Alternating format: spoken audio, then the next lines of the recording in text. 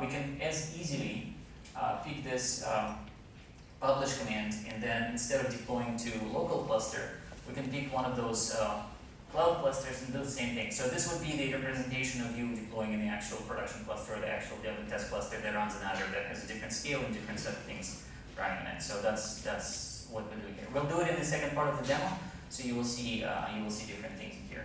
So one other thing I want to demo a little bit more complicated than this is actually to show you a stateful service. So for this, I'm going to create another application.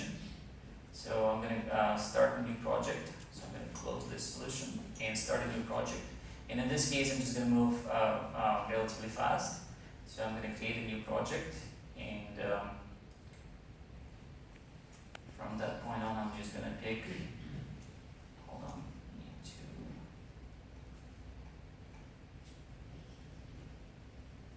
New project, cloud service fabric. Let's call it app 6. And in this case, I'm going to pick the stateful service. And let's say hit OK.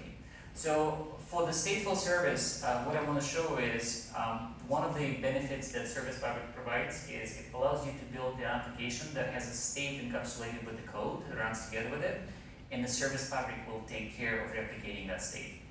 So again, going in the stateful C# code for that application, what you will see is again, we're going to go to the run async method, and I'm going to zoom this in.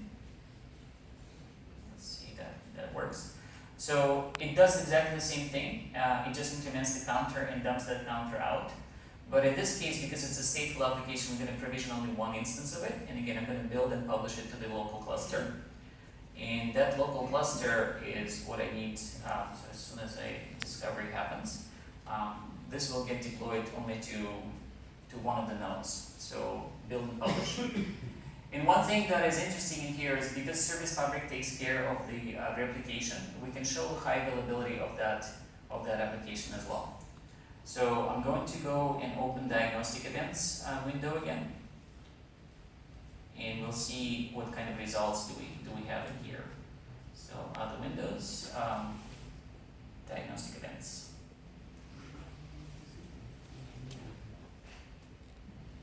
All right, so right now we're not getting any events just yet because the application is getting loaded.